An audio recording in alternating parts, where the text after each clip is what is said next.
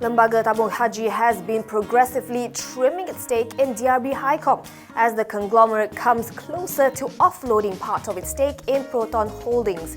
The Pilgrims Fund hit its highest level of interest in DRB-Hicom at 5.69% on April 26.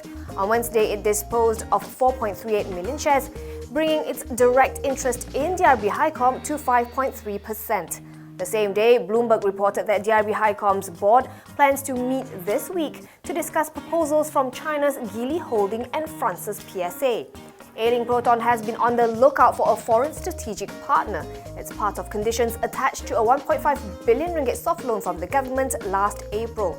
Proton has maintained that the majority stake would remain with it, although a previous Bloomberg report claimed that up to 51% stake of the national car maker would be sold to a foreign party.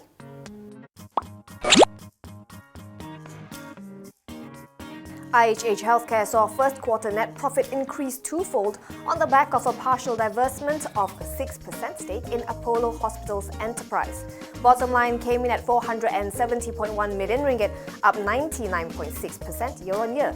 Save the one-off gains though, IHH's net profit would have shrunk 15% to 201.8 million ringgit after minusing costs for its new hospitals in Hong Kong and Istanbul.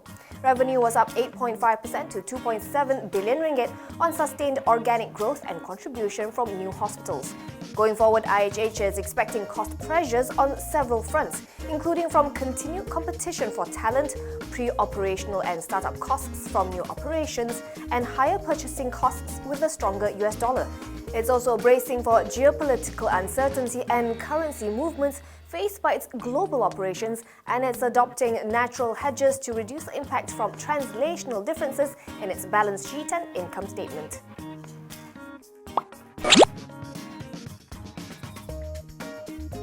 MyAG is buying into the owner of food review website Eat Drink KL for 1.25 million ringgit. Its subsidiary MyEG Capital will acquire a 67% stake in Essential Reviews, founded and wholly owned by former journalist Sean Yong. It's paying 10 ringgit per share for 75,000 existing and 50,000 new shares in the company. MyAG says a deal will enable the company to expand its business in the online space, which will complement its existing commercial services. Essential Reviews, which has Eat Drink KL as its sole intellectual property, has a paid-up capital of 1,366 ringgit.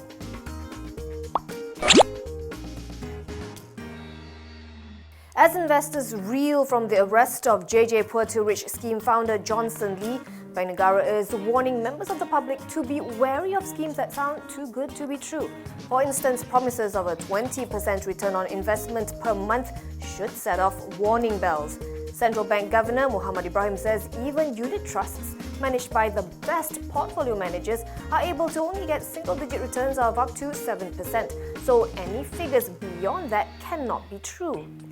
The central bank had recently vowed to come down hard on perpetrators and promoters of illegal financial schemes, as well as investors who knowingly participate in them.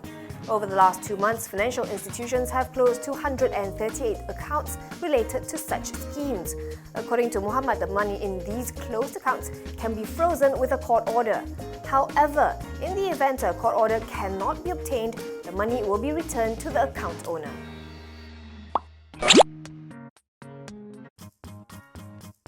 Car sales may have seen an uptick so far this year, but Perodua is sticking to its 2017 target, citing a very challenging market. The country's largest car maker by volume is aiming to sell 202,000 units this year, down 2.5% from its 2016 target. According to its internal estimates, total industry volume of new vehicles for the first 4 months of 2017 was up 5.4% year-on-year to 173,400 units. During this period, Perodua sold 64,700 vehicles, up 4.1% from a year ago. Its president and CEO Amina Rashid Saleh says the improvement was, however, due to the original equipment manufacturers trying to minimize their carryover stock. So whether this growth is a reflection of the auto industry's strength remains to be seen.